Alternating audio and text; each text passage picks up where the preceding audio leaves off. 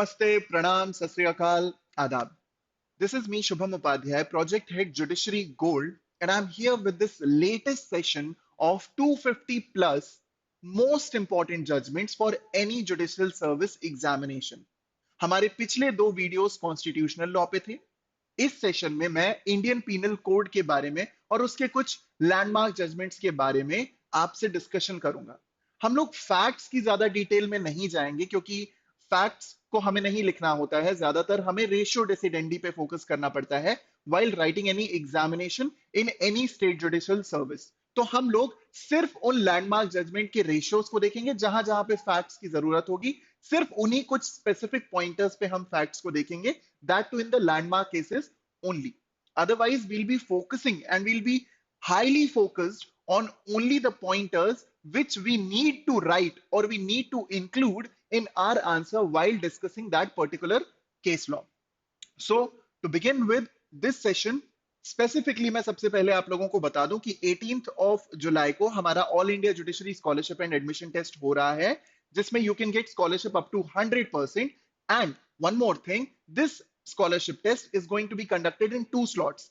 और इस स्कॉलरशिप की जो लिंक है ना, वो डिस्क्रिप्शन बॉक्स में दी हुई है, वहां पे जाकर के आप उस लिंक को ओपन करें। जो रजिस्ट्रेशन फॉर्म है, शायद उसमें 2 या 3 डिटेल्स जो भी हैं वो आप फिल करें, एंड उसके बाद get yourself registered for the AIJSAT।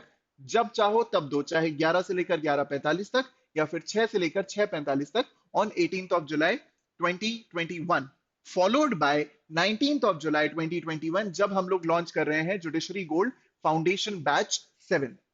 अच्छा, कुछ लोगों की ये भी क्वेरी थी कि सर AIJSAT में कौन से सब्जेक्ट्स आएंगे। तो मैं सबसे पहले तो आप लोगों को बता दूं कि जो आपके जितने भी मेजर 7-8 सब्जेक्ट्स हैं, वो including CRPC, CPC, evidence, constitution, IPC, transfer of property act and your Indian contract act, इसके अलावा static GK and current affairs, इसके 100 क्वेश्चंस आएंगे। You will be having 45 minutes and there will be a negative marking of 0.25। ठीक है, तो ये मैंने syllabus यहाँ पे बता दिया। अब हम लोग आगे चलते हैं, काम की बात करते हैं। ठीक, सो टू बिगिन विद, ये है लिस्ट ऑफ केसेस जो हम आज के सेशन में डिस्कस करेंगे। This is the list and this is the list. Fine, so as you can see, मैंने शुरू में कुछ ऐसे केसेस को रखा है जिनको बाय डिफॉल्ट हमें लगभग हर तरीके से बनना ही चाहिए, मतलब ऐसे केसेस हैं जो ये हमसे आने चाहिए। ठीक है, तो to start with Sherras versus de Rutzen. Mens पे काफी ज्यादा फेमस केस है, लेकिन बहुत कम जगहों पे यूज होता है। लेकिन match the following related pointers में इससे रिलेटेड प्रीलिम्स के क्वेश्चंस ज्यादा बनते हैं। मेंस में अगर आप चाहें तो छोटा सा इंक्लूड कर सकते हैं, अदरवाइज और भी बहुत सारे केसेस हैं, आर वर्सेस टॉल्सन वगैरह बहुत सारे केसेस हैं, सो उनकी भी डिटेल में आप जा सकते हैं। लेकिन otherwise Sherras versus de Rutzen suffices the purpose. Further is Bachan Singh versus state of Punjab, specifically बात करता है डेथ पेनाल्टी के बारे में। एंड उसके बाद बारिंद्र कुमार घोष, महबूब शाह, पांडुरंग का केस है, ऋषिदेव है, मैकनॉटन्स रूल है। अगर जब आप नेक्स्ट शीट पे जाएंगे, नेक्स्ट स्लाइड पे जाएंगे, तो भाई यहाँ पे फिर आर एस नायक का केस है, state of Tamil Nadu versus Nalini and others है, also known as the Rajiv Gandhi assassination case. Further आप देखते हैं केदारनाथ वर्सेस स्टेट, जो कि एक बहुत ही लैंडमार्क जजमेंट है on the concept of sedition, 124A। Other than that, you can see Varadarajan, Vadgama, Independent Thoughts, and Navtesh Singh Johar and others versus Union of India। ठीक है, हल्के फुल्के टाइपिंग एरर्स हैं, लेकिन आपके जो शुभम सर हैं वो बहुत ज्यादा अच्छी टाइपिंग करते नहीं है, तो कहीं पे अगर कोई हल्की फुल्की त्रुटि रह जाए तो माफ कर दीजिएगा।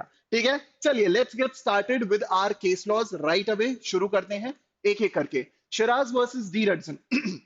My dear students, remember this, I have this bare act with me. आपके पास इस वक्त आपकी इंडियन पीनल कोड की बैरक होनी चाहिए, क्योंकि अगर आप कोई भी रनिंग नोट्स बनाना चाहते हैं तो आप इस पूरे सेशन को देख करके अपने रनिंग नोट्स बनाएं। सेक्शन के ऊपर उस केस का नाम लिखें, 1। नंबर 2, इस पूरे सेशन की PDF मैं हमारे टेलीग्राम चैनल पे डाल दूंगा। अगर आप टेलीग्राम चैनल के थ्रू उस मतलब आप टेलीग्राम चैनल पे हमारे पहुंच जाते हैं, वहां से आप डाउनलोड कर सकते हैं। लिंक भी डिस्क्रिप्शन बॉक्स में दी गई है। कई बार टेलीग्राम चैनल की लिंक वर्क नहीं करती है, तो ऐसे केसेस में all you got to do is go on Telegram, जो ऊपर सर्च बार होता है उस पर सर्च कीजिएगा @जुडिशरी गोल्ड। ठीक, @जुडिशरी गोल्ड। अराउंड हमारे 10,000 और कुछ सब्सक्राइबर्स हैं। आप उस पेज पे जाएं, पेज को ज्वाइन करें और उसको वहां से आपको आपकी PDFs मिल जाएंगी। ठीक है, सो लेट्स गेट स्टार्टेड। अच्छा, एक और चीज माय डियर स्टूडेंट्स, जब मैं केसेस डिस्कस करता हूं तो मैं कभी भी सिर्फ केसेस डिस्कस नहीं करता। ठीक, तो ये चीज भी ध्यान रखना कि यहां पे भी एक तरीके से तुम लोगों का रैपिड रिवीजन ही होगा, बट बेरट पॉइंट ऑफ व्यू से नहीं, केसेस के पॉइंट ऑफ व्यू से। ऑल्सो रिमेंबर दिस कि आप लोगों के लिए आज मैं एक लाइव सेशन लेके आ रहा हूं। आज today is it's 16th of July 2021। आज रात को 8:15 जो मध्य प्रदेश हाई कोर्ट का रिट पिटिशन लगी हुई थी, उसका फाइनल ऑर्डर आया है, उस पर हम लोग एक डिस्कशन करेंगे। That's what you are gonna see. One second, although ये चीज तो आप लोगों के लिए ध्यान में रखने की है ही, साथ साथ 21 जुलाई को there is going to be the biggest announcement there can be on the channel of Judiciary Gold. When you thought that rapid revision is the best, when you thought that ab initio कुछ धमाकेदार था, when you think कि 250 plus judgments बहुत अच्छे हैं, just wait till 21st of July. Best part है 21st of July से पहले आपको बिल्कुल खबर नहीं लगने वाली है कि वो सरप्राइज क्या है, लेकिन जैसा मैंने अपने पिछले सेशन में बताया था, अद्भुत, अविश्वसनीय, अकल्पनीय यही होने वाला है, आप लोगों को मिलेगा ऑन 21st of July। तो तब तक का वेट कर लो यार, ठीक है। So let's get started with Sherras versus de Rutzen. What is it about? Mens rea. पहले ही हम लोगों को मालूम होना चाहिए कि मेंस रिया के कुछ जो पैरेलल विंग्स होते हैं, actus me invito of actus non est mens actus. सीधा हिसाब, an act done against my will is not my act, और rather actus non facit reum nisi mens sit rea, यानी कि an act done without any guilty mind is not a wrongful act. ये दो ऐसी maxims हैं जिनको देखना पड़ता है in order to construe whether there was a mens rea और नॉट। ठीक है, जो पहला मैंने मैक्सिम कहा वो डायरेक्ट ड्यूरेस से रिलेट होता है, which is provided under section 94 of the Indian penal code. On the other hand, when you talk about actus non facit reum nisi mens sit rea, ये हर सेक्शन में 511 सेक्शंस ऑफ आईपीसी में दिया हुआ है। ठीक क्योंकि डिस्कस यही किया जाता है। खैर, सो किसी भी ऑफेंस को किसी भी क्राइम को कमिट करने की 4 स्टेजेस होती हैं।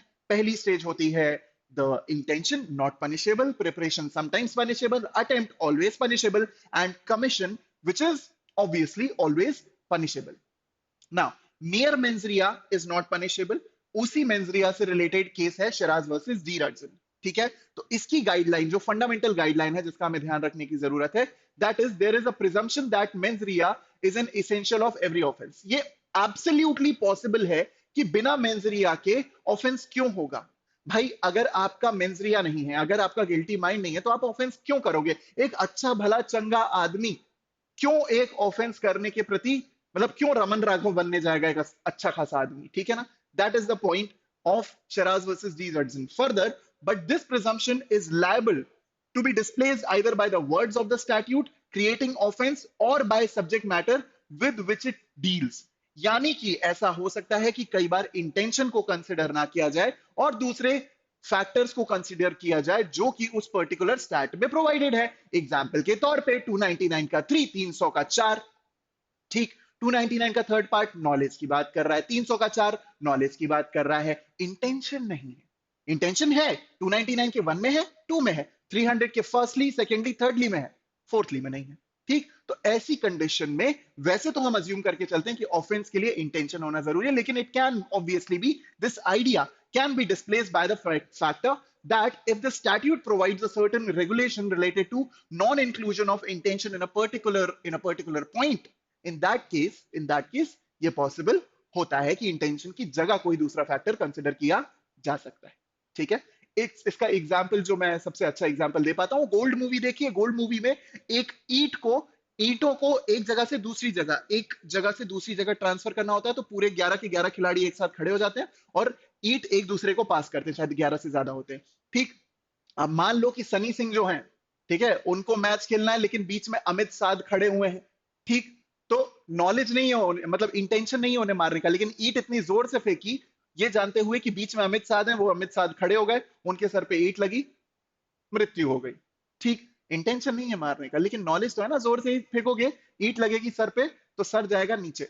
ठीक, moving further, Bachchan Singh versus state of Punjab, इससे पहले भी बहुत केसेस आ चुके थे। राजेंद्र प्रसाद का केस था, Jagmohan versus state of UP था, लेकिन this case this case is consider to be the landmark judgment to decide कि वो जो 5 टाइप की हमें पनिशमेंट दी हुई है ना सेक्शन 53 में, सब कुछ रिवीजन चलता रहेगा, बैरक खोल के रखना प्लीज।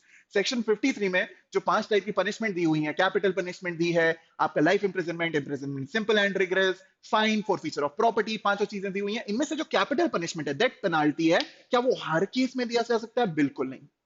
इसके पहले एक केस में justice V R Krishna Iyer ने कहा था, every saint has a past, every sinner has a future. Valmiki ji को कोट किया था राइट फ्रॉम रामायण कि भाई साहब, हर एक संत का भी एक एक भूतकाल होता है और एक हर एक डाकू का एक भविष्य काल होता है। Every saint has a past, every sinner has a future. इसीलिए हर केस में डेथ पेनाल्टी दिया जाना ऑब्वियसली पॉसिबल नहीं है। तो इस केस में Bachan Singh versus state of Punjab के केस में सुप्रीम कोर्ट डिसाइडेड कि डेथ सेंटेंसेस दिए जा सकते हैं, लेकिन in rarest of the rare case. इसी चीज को फर्दर इलेबरेट भी किया था मची सिंह के केस में, तो वो वाला केस भी आप रेफर कर सकते हैं। अच्छा, रेयरेस्ट ऑफ द रेयर का कैटेगराइजेशन क्या होता है? Rarest of the rare would include something which is brutal, something which is barbaric, something जैसे आप कहते हैं ना एक जघन्य अपराध हुआ है, that's what it is. Moving further, आगे चलते हैं। Talking about Barendra Kumar Ghosh versus king emperor, one of my favourite cases. मजा आ जाता है भाई साहब ये केस देखिए। इसके लिए मैंने पोस्ट ऑफिस लिखा है। Actually it is known as the post officer murder case. इस केस में हुआ यह था, 4 से 5 लोग एक साथ गए रॉबरी करने के लिए। 5 लोग थे शायद, ठीक है, robbery dacoity doesn't matter over here. 4 लोग अंदर गए, एक बंदा गार्ड पे खड़ा रहा। इन लोगों ने कहा कि या तो आप पैसे निकाल के हमें दें या फिर हम आपकी एक की बॉडी को 2 कर देंगे, मतलब एक को बीच से काटेंगे, खत्म। तो ऐसी कंडीशन में पोस्ट ऑफिसर साहब ने कहा कि भैया हम तो कोई पैसे नहीं दे सकते। पुराने जमाने में बैंक नहीं होते थे तो लोग अपने पैसे पोस्ट ऑफिस में जमा करते थे, as a matter of fact, ध्यान रखना। पोस्ट ऑफिसर साहब पलट गए, उन्होंने कहा ना, हम तो ना देंगे भाई साहब, जो करना है कर लो। ठीक, तो पोस्ट ऑफिसर साहब को इन्होंने धाए धाए धाए 3 गोली मारी और वहां से इन लोगों ने जो भी पैसा उठाया चुराया, भागे। अब देखो कि जब इंसान की किस्मत खराब होती है तो ऊंट पे बैठे बौने आदमी को भी कुत्ता काट लेता है। तो भाई साहब बारेंद्र कुमार घोष जो गार्डिंग पे खड़े हुए थे वो भी साथ में भागे, तो बाकी 4 भाग गए, ये जनाब पकड़े गए। अब जब ये पकड़े गए गार्ड पे खड़े थे तो इनको भी सजा वैसी ही मिली जैसी बाकी लोगों को दी गई थी। कोर्ट ऑफ लॉ ने यह कहा कि भाई, the court held that even if a person who does not do anything but if he has common intention he will be held liable. The court said that, ये court बहुत important है, they also serve who only stand and wait. समझ में आया? अब इसे अपनी condition से रिलेट करके देखो कि भाई आज तेरे भाई का झगड़ा हो गया है रात में एक जाकिर नाम के लड़के से। मेरा नाम करण है, तेरा नाम नंद किशोर है, चल अपन दोनों मिल करके जाकिर को मारने चलेंगे। क्यों लेके जा रहे हो नंद किशोर को? कॉमन इंटेंशन जैसे ही शेयर हुआ, नंद किशोर तुम्हारे साथ गया, लंबा सा दुबला पतला सा लड़का जो 11वीं 12वीं की छुट्टियों में अचानक से 8 फीट का हो गया था, ठीक, उसको लेकर के आप गए हो जाकिर को मारने के लिए। ठीक, वो कुछ नहीं कर रहा है, सिर्फ आप हो जो दिलबाग नाम का गुटखा खाते हो और जाकर के जाकिर को कूट देते हो, लेकिन वो खड़ा है वहां पे, he is standing doing nothing but he is still serving while the common intention is being executed. So he will be held punishable for that particular offense. That is the case of Barendra Kumar Ghosh versus Emperor. Moving further, Mahboob Shah versus Emperor, also known as the Indus River case, काफी काफी फैला हुआ सा case है। अल्लाह दाद और बहुत सारे महबूब शाह, बहुत सारे कैरेक्टर्स हैं इसमें। लकड़ी बीनने के लिए लोग जाते हैं, उस मामले पे लड़ाई हो जाती है और फिर बीच बचाव के चक्कर में लोगों को पीटने से बचाने के चक्कर में एक मृत्यु कारित हो जाती है, एक डेथ कारित हो जाती है। So that's what the case of Mahboob Shah versus King Emperor is. It basically talks about, I'll read it out. The court held that common intention implies a pre-arranged plan, prior meeting of minds or prior consultation between all persons constituting the group. It was laid down, the following principles were laid down in context to section number 34. I believe कि कुछ text मेरे पीछे छुप रहा होगा, तो ये लीजिए भाई साहब, मुड़ जाते हैं हम। ठीक है, so essence of liability under section 34 is found on common intention. Common intention मतलब जब आप राजा मंत्री चोर सिपाही खेलो और सबको सब पता हो कि चोर कौन है, तो वो होता है कॉमन इंटेंशन। सीधा है साहब, मैंने आपको बोला, आपने किसी और को बोला, उसने किसी और को बोला, ठीक, this is common intention shared between all. Next, to invoke section 34, it must be shown that act was done in furtherance of common intention.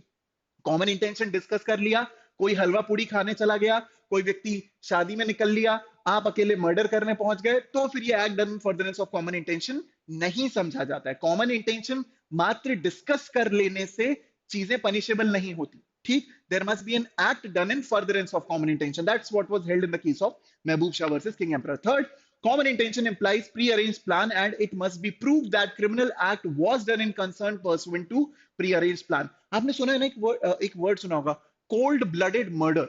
Cold blooded murder का मतलब होता है कि इंसान ने पूरी मतलब एड़ी चोटी का जोर लगा लिया कि भाई किसी तरीके का कोई भी सुराग ना छूटे, किसी तरीके का कोई भी एविडेंस ना छूटे, कोई साक्ष्य ना हो.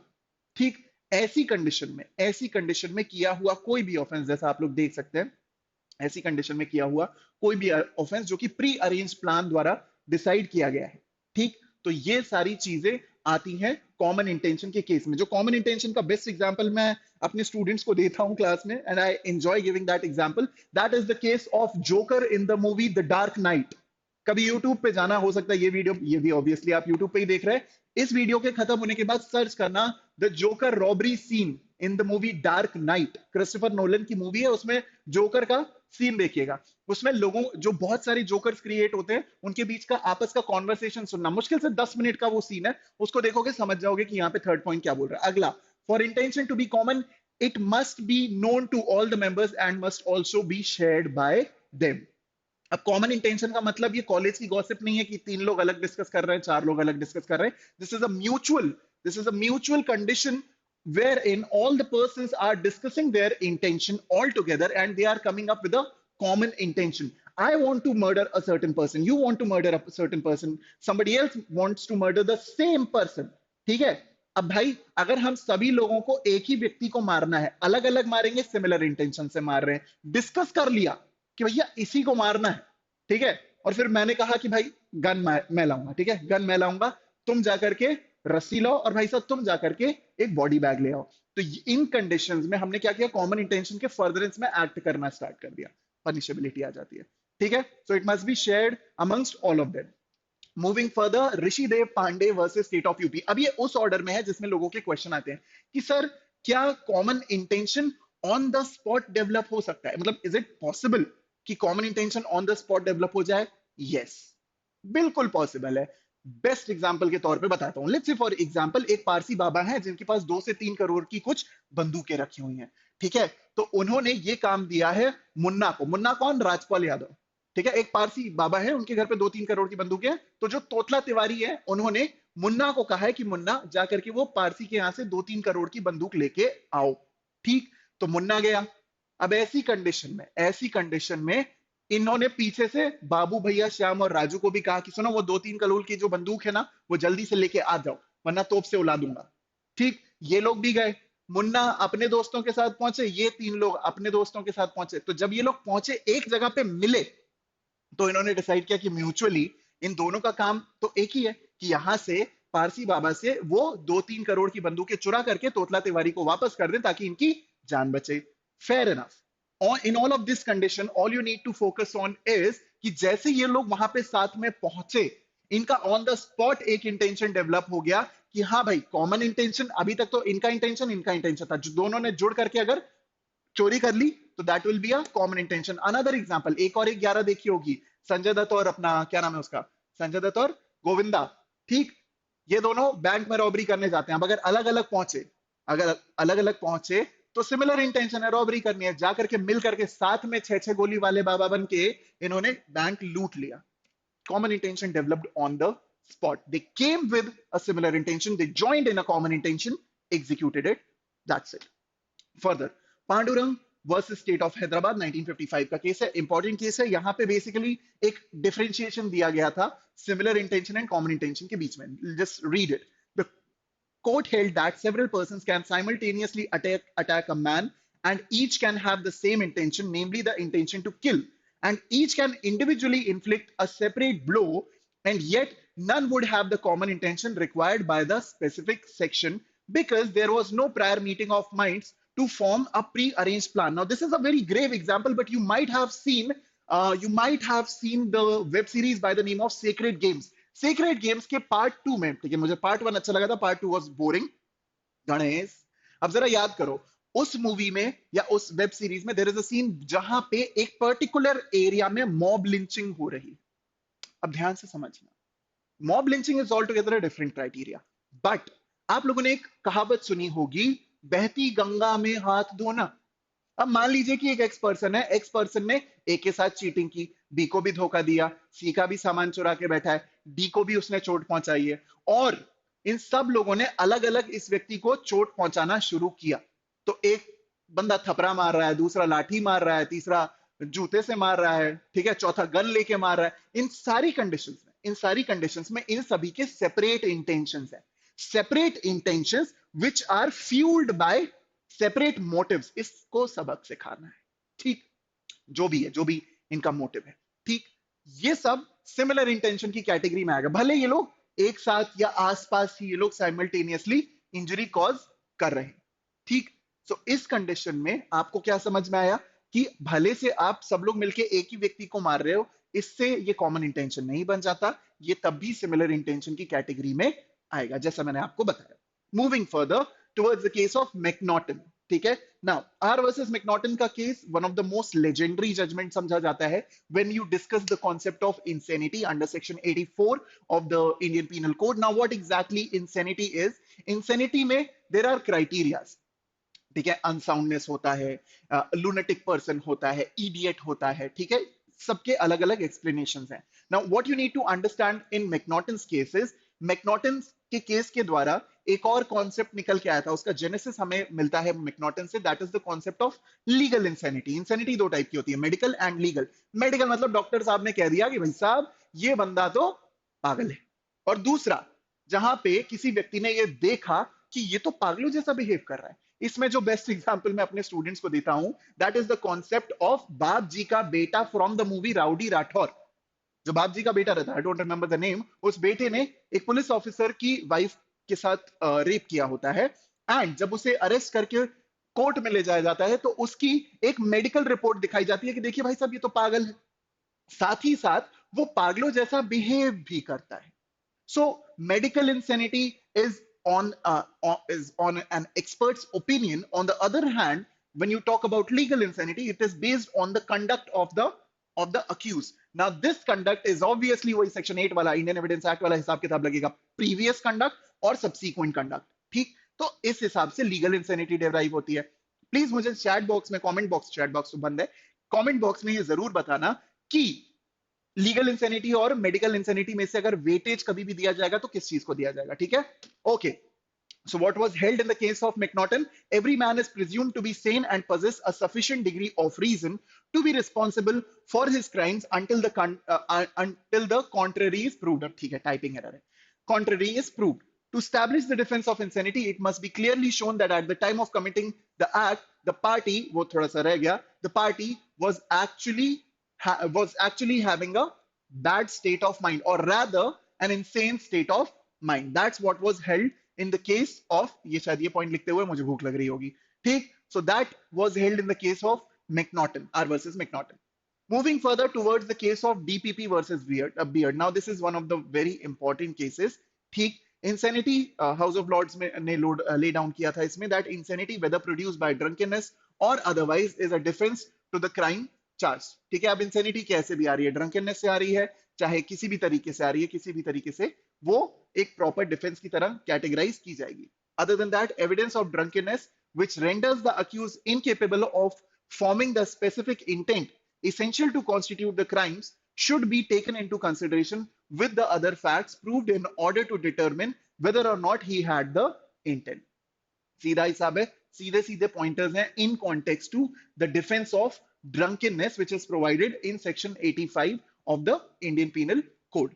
So इस केस को भी, इसका भी मैं पीडीएफ आप लोगों को प्रोवाइड कर दूंगा, which will be provided on the Telegram channel. आप लोग ये सेशन देखने के बाद वहां से ले सकते हैं। Further, what you need to focus on is this last point: evidence of drunkenness falling short of proved incapacity in the accused to form the intent necessary to constitute the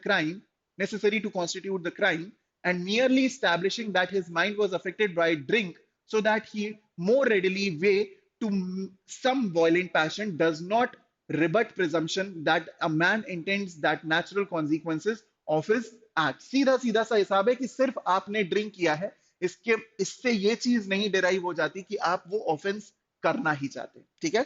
knowledge का factor आता है, intent का factor आता है। That's what was discuss in the case of DPP versus beard.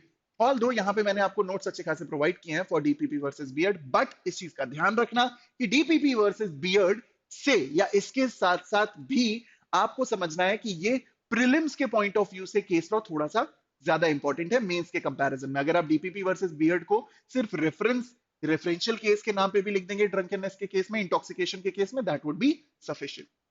आगे बढ़ते हैं to the case of Dominic Varkey versus state of Kerala. Now understand this my dear students, whether it is right of self defence और private defence, ये लोगों के दिमाग में question होता है। सबसे पहले तो ये समझो, सेल्फ डिफेंस स्वतः का, सिर्फ खुद का, दैट्स इट।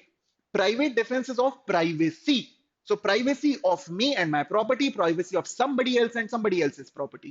तो right of self defense, private defense के बीच का सीधा difference clear. One second number पे क्या, जब आप राइट ऑफ प्राइवेट डिफेंस देखते हैं तो यहाँ पे कुछ इंपॉर्टेंट सेक्शंस हैं, जैसे सेक्शन 99 है जो एक्सेप्शनल कंडीशंस की बात करता है, जहां पे आप अपना right of private defence exercise नहीं कर सकते, नंबर वन। नंबर टू, जहां पे आपको एक ऐसा राइट ऑफ प्राइवेट डिफेंस दिया हुआ है वेर इन एप्रीहेंशन के बेसिस पे आप सामने वाले की मृत्यु कारित कर सकते हैं, that is section 100 and 103 of the Indian penal code. Very important, you need to understand कि ये केस बहुत इंपॉर्टेंट हो जाता है इन ऑर्डर टू अंडरस्टैंड कि ये right of private defence operate कैसे करती है। ठीक है, 100, 103 के बाद 101 एंड 104, ये दोनों सेक्शंस भी आप लोगों के लिए इंपॉर्टेंट है, किन केसेस में आप डेथ कॉज नहीं कर सकते। ठीक, जैसे 100 के लिए तो मैं कई बार बता चुका हूं, 7 खून माफ, वही रूल है। ठीक, 103 के लिए भी it is 3-4 major offences, that's it. Robbery क्यों है, डेकॉइटी क्यों नहीं है, क्योंकि भाई अगर डेकॉइटी होगा तो बाय डिफॉल्ट रॉबरी होगा ना, खत्म के लिए। ठीक, so what does Dominic Varkey versus state of Kerala says, देखिए, the right of private defense rests on three ideas. Number one, that there must be no more harm inflicted than necessary for the purpose of defense. अब भैया ये तो best example है, कोई आपसे pillow fight करने आ रहा है, ठीक है, कोई है ना तकिया, मोटी अच्छा गुदगुदा सा तकिया लेकर के आ रहा है आपको मारने के लिए, और आपने कामे हामे हाँ चला दिया। ठीक है, ठीक है, कई लोगों ने ड्रैगन बॉल जी नहीं देखा होता है, but even in that condition आपने सामने वाले पे लाठी से वार कर दिया कि अच्छा तुम मुझे पिलो से मारोगे, लो मेरा, ठीक है, दिस इज कुकाबूरा का बल्ला, खाइए। ठीक, या फिर बेसबॉल के बैट से मार दिया, या फिर लाठी से मार दिया, दादाजी की छड़ी उठाई और मार दिया। ठीक, इन दैट कंडीशन आप सेम प्रपोर्शन में डिफेंस नहीं कर रहे। अच्छा, ये प्लीज ये मत बोलेगा कि सर ये तो एक्ट कॉजिंग स्लाइट हार्म है। प्राइवेट डिफेंस का कॉन्सेप्ट समझो, private defence generally same magnitude की आपको किसी भी तरह की डिफेंस यूज करने का हक देता है। तो ये चीज बहुत इंपॉर्टेंट है, that there must be no more harm inflicted than necessary for the purpose of defence. अब भाई समझो, तुम्हारा बर्थडे है, 2 केक आएंगे काटने के लिए, एक मुंह पे लगाने के लिए।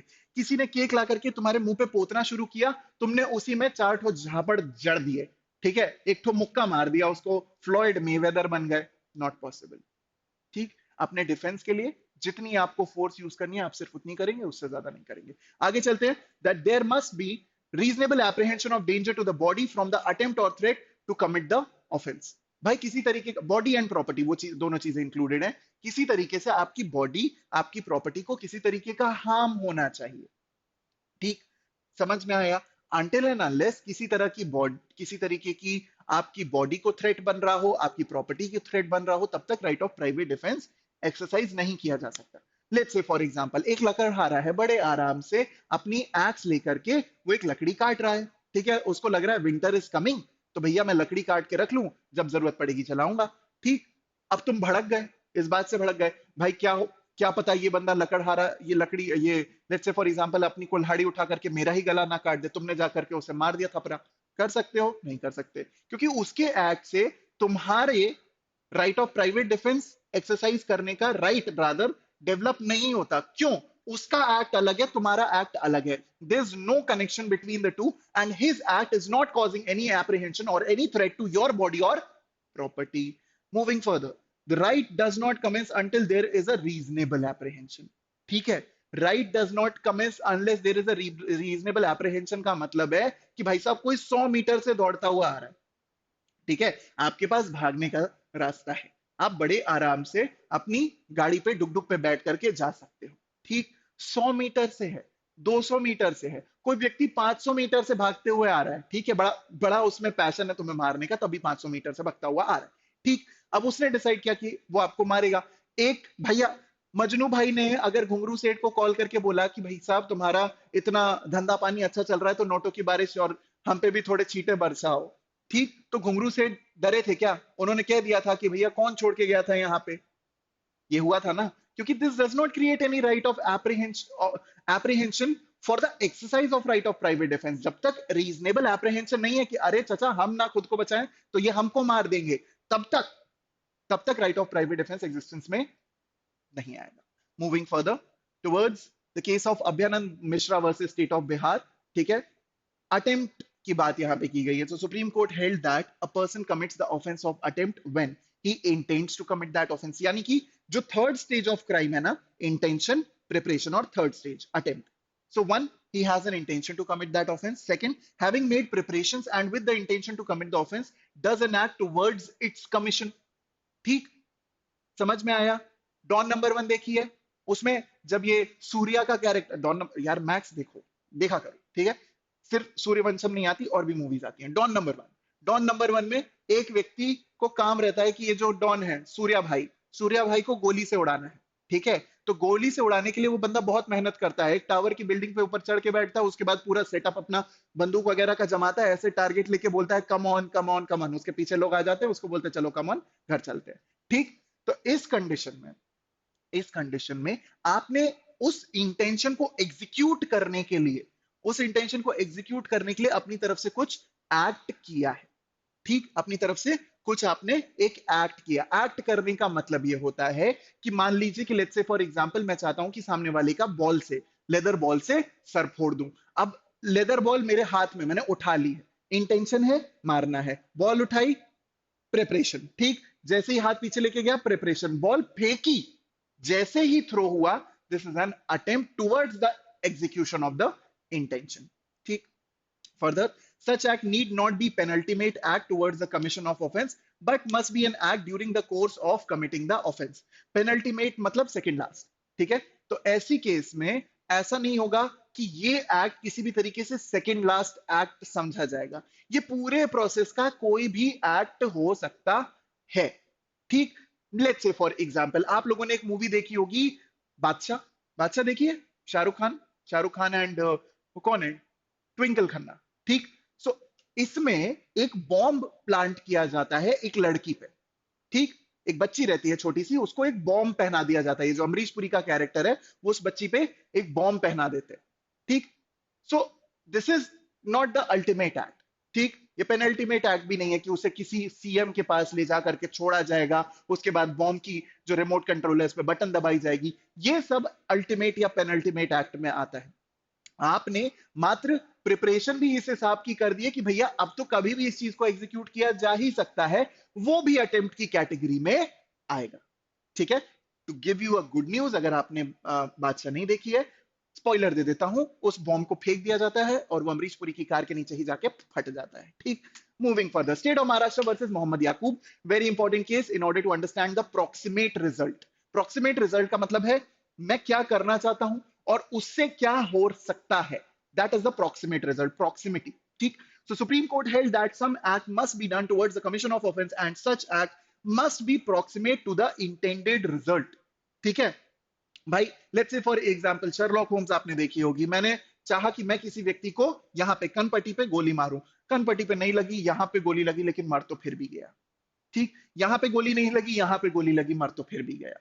मुन्ना भैया सोच रहे थे कि गुड्डू भैया की शादी हो रही है, ठीक है, जो भी दीदी थी, ठीक है, उनसे शादी हो रही है गुड्डू भैया की, मुन्ना भैया को बुरा लगा काफी, स्वीटी दीदी की शादी हो रही थी, इनको काफी बुरा लगा, तो ये शादी में जाके नाच रहे थे और नाचते नाचते इन्होंने बंदूक चला दी गुड्डू भैया पे। अब गुड्डू भैया को यहां गोली लगने की बजाय यहां लगी, किसी भी वाइटल ऑर्गन पे लगी, वो टेमोल गए। इस कंडीशन में ये प्रोक्सीमेट रिजल्ट ही है, ठीक, क्यों, क्योंकि the commission of the offence and such act must be proximate to the intended result, ठीक, क्योंकि इंटेंशन क्या था, मारना, मर गए। Further, proximity need not be in relation to time and action but in relation to intention, ठीक, time और action आपने क्या किया है इससे कोई मतलब नहीं। मैं पहुंचा अपने दोस्त कंपाउंडर के साथ गुड्डू भैया को मारने के लिए, पर जो मेरे पास गन थी, ठीक है, उसमें गुड्डू भैया जो कंपाउंडर थे उन्होंने गन में गोली नहीं भरी, बुलेट ही नहीं भरी। अब मुझे गुस्सा आया, मैंने बंदूक फेंकी, मैंने लाठी उठा ली। ठीक, जो बारात में साथ में चलते हुए ऐसे जो लैंप लेके लोग चलते ना, उसके हाथ से एक लैंप छीना और वो लैंप ही मार दिया गुड्डू भैया पे। ठीक, इस कंडीशन में भी आप ये देख सकते हैं, टाइम, प्लेस, एक्शन, इससे कोई लेना देना नहीं है। इंटेंडेड रिजल्ट मृत्यु। क्या मृत्यु कारित की गई? हाँ, ऑफेंस की लायबिलिटी बनेगी। ये प्रोक्सीमेट होता है। ठीक, मारना सुबह चाहते थे, मार दिया शाम को।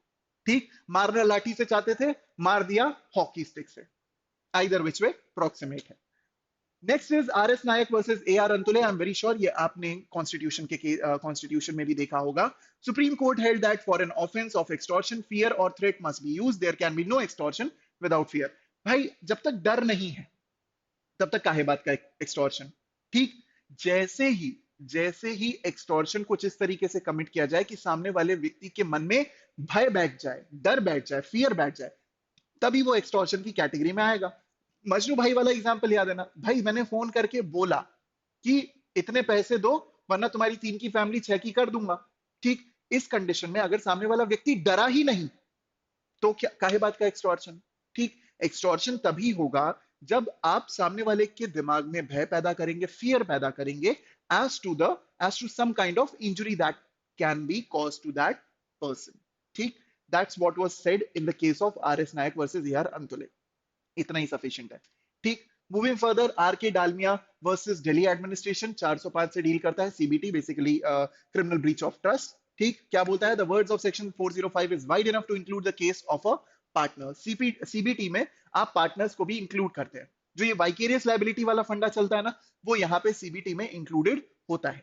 If it be proved that he was in fact interested with the partnership property or with a dominion over it and had dishonestly misappropriated or converted it to his own will. ठीक है, दो लोग हैं, 2 लोग या 3 लोग या 4 लोग पार्टनर्स हैं आपस में। एक ने या किसी एक व्यक्ति को कहा गया है कि ठीक है भाई, जो कंपनी की गाड़ी है वो तुम संभालोगे, या फिर कंपनी की जो बिल्डिंग है वो तुम संभालोगे। बिल्डिंग नहीं, कार की बात करते हैं, कार को तुम संभालोगे, या फिर और भी कोई मूवेबल प्रॉपर्टी है, ट्रक है, उसको तुम संभालोगे। अब वो बंदा उसी कार को ओला में चलवा दे या उसी ट्रक को वो फेडेक्स को दे दे। ठीक, तो इस कंडीशन में ये भी सीबीटी की कैटेगरी में आएगा, क्रिमिनल ब्रीच ऑफ ट्रस्ट की कैटेगरी में आएगा। फर्दर देखते हैं, state of Tamil Nadu versus Nalini, also known as the Rajiv Gandhi assassination case, also known as the LTTE case. ठीक है, Lankan tiger of Tamil Eelams. I am very sure आप लोगों ने फैमिली मैन 2 देख ली होगी, राजलक्ष्मी का कैरेक्टर अच्छा है। Now talking about, Supreme Court held that the association of accused with the main accused or knowledge of conspiracy would not make the accused a circumstance agreement is sine qua non for offense. ठीक, यहाँ पे एक full stop आना चाहिए था accused के बाद, a circumstance agreement is sine qua non for offense. ठीक है, अब देखो ध्यान से समझो कि अगर ऐसी कोई भी कंडीशन आती है तो यू नीड टू अंडरस्टैंड कि सिर्फ किसी व्यक्ति के किसी एक गलत इन्वॉल्वमेंट में, मान लीजिए कि मैं हूं, मेरी वाइफ है, वो नहीं, मैं और मेरी वाइफ नहीं, आप हैं और आपकी वाइफ है, या कोई एक्स पर्सन है उनकी वाइफ है, अगर उनको पता चल जाए कि आप किसी तरीके का एक इलीगल एक्ट कर रहे हैं, ठीक है, सिर्फ इस वजह से आप अक्यूज्ड नहीं बनते। ठीक, मात्र नॉलेज भर होना या कॉन्स्पिरेसी की जानकारी होना आपको अक्यूज्ड नहीं बनाता। कब बना देगा ये समझो, जब आप हार्बर दे रहे हो। हॉलीडे देखिए, a soldier is never of duty, इसमें जो स्लीपर सेल्स का हेड होता है वो मुंबई में आकर के एक जगह पे रुकता है। ठीक है, तो जिस जगह पे तुम रोक रहे हो, उस व्यक्ति को हार्बर दे रहे हो, उस व्यक्ति को शेल्टर दे रहे हो, ये जानते हुए कि ये व्यक्ति कुछ गड़बड़ करेगा। ठीक, हार्बरिंग देने के केस में आप लायबल बनते हो, तब आप अक्यूज की कैटेगरी में आ सकते हो। अदरवाइज आप अक्यूज नहीं समझे जाते जस्ट बिकॉज आपको कॉन्स्पिरेसी के बारे में जानकारी है या कुछ नॉलेज है आपको। ठीक है, या आप लेट्स से अक्यूज के रिश्तेदार हो, जैसे देयर वाज दिस मूवी। ठीक है, अब यहाँ पे हम कोई कंट्रोवर्सी नहीं चाह रहे, सिर्फ हम एक एग्जांपल दे रहे हैं। ठीक, जुडिशरी वाले एकदम कंट्रोवर्सी से अलग चलते हैं, तो that is the best part. मुल्क देखी है? मुल्क इज अ मूवी, ठीक है, देखिएगा, ऋषि कपूर, तापसी पन्नू, ठीक है, यही यही कैरेक्टर्स हैं, यही लोग हैं उसमें, देखिएगा। उसी से कुछ हद तक आप ये कॉन्सेप्ट समझ जाएंगे कि डायरेक्ट रिलेशन होने का मतलब, या वन वे और दी अदर किसी भी व्यक्ति से रिलेशन होने का मतलब ये नहीं है कि आप लायबल हो। अब उस व्यक्ति ने ऑफेंस किया हो ना किया हो, that is all together a different thing, वो बिल्कुल अलग है। ठीक है, ये बात बिल्कुल ही अलग है। लेकिन मान लीजिए कि व्यक्ति ने कोई ऑफेंस किया है, तो just because you are related या जस्ट बिकॉज आपको हल्की फुल्की कुछ नॉलेज है, इससे आप अक्यूज नहीं बनते। ठीक, moving further, Kedarnath versus state का केस है, ठीक है, स्टेट लिखा हुआ है, स्टेट का केस है, दैट इज सेक्शन 124A के बारे में बोलता है that 124A does not violate article 19(1)A of the constitution as it is a reasonable restriction. Now ध्यान से समझिएगा, जो सेडिशन वाला पॉइंट है, ठीक है, सेडिशन से 19(1)A डिसॉल्व नहीं होता या 19(1)A वायलेट नहीं होता। क्यों नहीं होता? क्योंकि 19(1)A freedom of speech and expression जो है, फ्रीडम ऑफ फ्री प्रेस जो है, ठीक, ये अपनी जगह ठीक है, लेकिन 19(2) में इसके कुछ रीजनेबल रेस्ट्रिक्शंस दिए, ठीक है, 19 के 2 में कुछ रीजनेबल रिस्ट्रिक्शंस दिए हैं। वही रीजनेबल रिस्ट्रिक्शन का मान लीजिए अगर वायलेशन होता है in context to the government established by law in India, तो फिर वो 124A में पनिशेबल है, ठीक। हालांकि हम ये नहीं कहेंगे, हम बिल्कुल इस बात की कंट्रोवर्सी में नहीं जाएंगे कि 124A का यूज होता है, मिसयूज होता है, अब्यूज होता है। We are not going to get into the details of that, but you need to understand that 124A is one and your 19(1)A is the other, ठीक, बिल्कुल पॉलिटिकल जाने की हमें जरूरत नहीं है, that's what you need to understand, ठीक। Now अब आगे चलते हैं, लेट्स मूव फर्दर, आगे बढ़ते हैं towards KM Nanavati versus state of Maharashtra. Simple सा केस है, आप लोगों को मालूम ही है, रुस्तम सभी लोगों ने देखी है, लेकिन वो डिस्ट्रिक्ट ट्रायल तक ही देखी है आपने, सेशन ट्रायल तक ही देखी है, उसके आगे का देखें तब मजा आता, ठीक। तो रुस्तम पावरी पूरी तरीके से अच्छे इंसान हम नहीं कह सकते, क्योंकि अच्छे थे, नेवल ऑफिसर, काफी रेप्यूटेड ऑफिसर, लेकिन सिंपल सी चीज है कि अगर आपको आपकी वाइफ के अफेयर के बारे में, एक्स्ट्रा मैरिटल अफेयर के बारे में पता चला है, तो आपको कूलिंग डाउन पीरियड मिला। कूलिंग डाउन पीरियड मिलने का मतलब कि भाई आपको ये चीज पता चली, आपने अपनी वाइफ और बच्चों को लिया, सिनेमा हॉल के बाहर गए, वहां पे उन्हें छोड़ा, वापस आए, शिप पे गए, अपनी लाइसेंस रिवॉल्वर ली, कुछ काम किया, फिर वापस आए, जनाब से मिले, जो भी थे, आहूजा पहूजा जो भी थे, आप उनसे मिले, उनसे मिलने के बाद भड़के और उन्हें 3 गोलियां मार दी, ठीक। इसके बेसिस पे अगर आप कहते हैं कि ग्रेव एंड सडन प्रोवोकेशन हुआ है, नहीं हुआ है, जो भी है, जो भी है, उसको डील कैसे किया जाएगा, that's what was provided in the case of KM Nanavati versus state of Maharashtra. So what does it say? Supreme court observe that if an accused pleads exception contained in IPC, then there is a presumption against him and the burden to rebut that presumption is on him. भाई ये simple है, आपने Indian evidence act में section 105 पढ़ा है। अगर कोई व्यक्ति ये कहता है कि भैया मैं तो एक्सेप्शनल कंडीशन में आता हूं, ठीक, तो अगर आप एक्सेप्शनल कंडीशन में आते हैं तो सिद्ध कर दीजिए, दैट्स इट, खत्म। मूविंग फर्दर, जैकब मैथ्यू का केस है, ग्रॉस जो सेक्शन 304 में रैश एंड नेग्लिजेंट एक्ट है ना, यहाँ पे ग्रॉस नेग्लिजेंस अपने आप इंप्लाइड है, इंक्लूडेड है, that's what was discussed in the case of Jacob Matthew. क्या था? The word gross has not been used in section 304A, but it is settled that in criminal law negligence or must be of such degree, such high degree as to be gross. The express rash and negligent act is to be qualified by the word. ठीक है, इसका simple मतलब यही है कि gross nature का होना चाहिए, वर्ल्ड नहीं है, वर्ड होगा, ये ग्रॉस नेचर की इंजुरी होनी चाहिए, ठीक है। ग्रॉस नेचर की इंजुरी होने का क्या मतलब है? That means the injury of such a nature, जिससे कि हो सकता है किसी व्यक्ति की मृत्यु भी कारित हो जाए, डेथ भी कारित हो जाए, ठीक। आगे चलते हैं, Om Prakash versus state of Punjab. Simple सा केस है, a person commits an offence with the intention to murder and in pursuance of such intention does an act towards its commission, he will be liable to attempt to murder, ठीक। तो attempt to murder के बारे में ये case है ओम प्रकाश का। It is not necessary that bodily injury capable of causing death should have been caused, ठीक। मेरा इंटेंशन किसी व्यक्ति को जान से मारने का है, लेकिन मैंने लाठी लेके उसके पेट पे मारा, ठीक है, किसी व्यक्ति के पेट पे, स्टमक एरिया पे उस व्यक्ति को मारा, तो भी अटेम्प्ट टू मर्डर की कैटेगरी में लिया जा सकता है, although the injury which was caused, the bodily injury which was caused was not sufficient to cause death of that person, ठीक, it will still fall in the category of attempt to murder। आगे चलते हैं, Varadarajan case, one of the most famous cases related to kidnapping, आगे हम बड़गामा भी देखेंगे। The Supreme Court said that there was a distinction between taking and allowing a minor to accompany any person. Something more has to be shown, some kind of inducement or active participation of the accused in taking the person. Although ये already cases आप लोग पढ़ चुके हैं, but simple है, active participation दिखाना पड़ता है ये प्रूव करने के लिए दैट द पर्सन जो कि किसी एक, let's say for example young lady को लेकर के एक जगह से दूसरी जगह गया, उसका इंटेंशन था किडनैप करने का। Although intention is immaterial in context to kidnapping, but even in these conditions you have to show that there was active participation. आप किसी को बोलो, ठीक है, आप खुद से किसी को बोलो कि भाई सुनो ना, घर से भाग चलते हैं, आज एक काम करो, शाम को 8 बजे, हाँ 5:30 बज रहे हैं, शाम को आज 8 बजे तुम मिलना मुझे यहाँ पे। कौन सी फेमस जगह है, लेट्स से एक फूड चेन है, सागर गहरे पे मिलना, या फिर एक काम करो कनॉट प्लेस के सामने मिलना, मैं टिकटॉक वीडियो तब तक बना के खत्म कर लूंगा, ठीक है। तो इन दैट कंडीशन ये एक्टिव पार्टिसिपेशन। कोई आए और आपको कहे कि चलो मुझे दूर गगन की छाव में हिमालय की कंदराओं में ले चलो, ठीक है, मुझे कसौल जाना है, इन दैट कंडीशन ये एक्टिव पार्टिसिपेशन की कैटेगरी में तब तक नहीं आएगा जब तक आप बोलोगे कि हाँ हाँ हाँ चलो चलो चलो मैं लेके चलता हूँ, ठीक। There has to be some kind of active participation, otherwise it won't fall in the category of kidnapping. Next is TD Vadgama versus State of Gujarat. ठीक है, entice seems to involve the idea of inducement or allurement by giving rise to or desire on the other.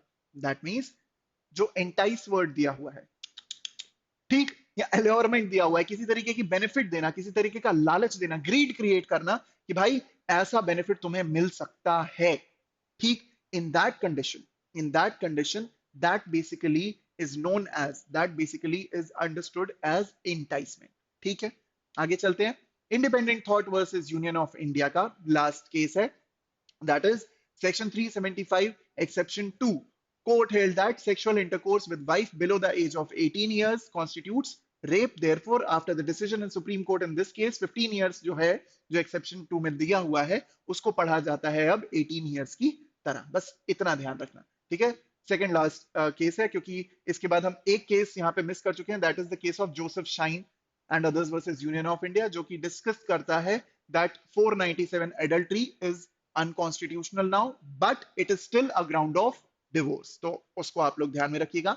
Other than that, Navtej Singh Johar and others versus union of India, इसकी भी पूरी की पूरी chronology है। The first case was the Naz Foundation case, उसके बाद फिर आया the Suresh Kumar Kaushal case, उसके बाद फिर आया द नालसा केस, साथ में लक्ष्मी नारायण त्रिपाठी अलग चल रहा था, फिर आया पुट्टस्वामी केस और एंड में आया Navtej Singh Johar and others versus union of India, जिसने कहा कि भाई 377 इज पार्शियली अनकॉन्स्टिट्यूशनल, बट अभी भी तीन चीजों को इन्होंने इन्होंने अभी भी कॉन्स्टिट्यूशनल रखा है, पनिशेबल रखा है, क्या है, उसे डीक्रिमिनलाइज नहीं किया। Number 1 is offence in case of LGBTQ, ठीक है, डन विदाउट कंसेंट, नंबर 1, ठीक है। Number 2 is bestiality, that is sexual relationship established with an animal, and third is offense, any unnatural offense against children, ठीक है। So that is the case of Navtej Singh Johar and others versus Union of India, ठीक। कैसा लगा? अच्छा लगा तो बजा दीजिए, थोड़ा सा ताली बजा दीजिए, ठीक है। Do like the video if you liked it, actually liked it. Do like it, do share it with anyone and everyone who is preparing for the judicial service examination. Do subscribe to the channel of Judiciary Gold if you haven't subscribed to the channel yet, ठीक।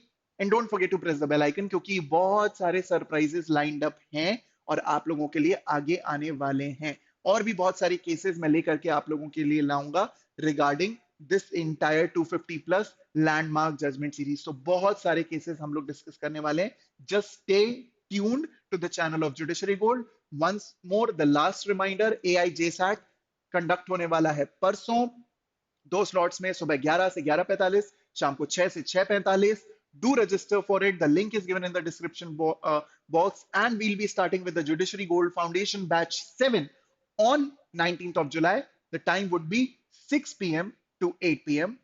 Do come for the demo class. Thank you so very much. This is me, Shubham Upadhyay, Project Head, Judiciary Gold, signing off. Tada, bye bye, take care, Bela Ciao, and Jai Hind.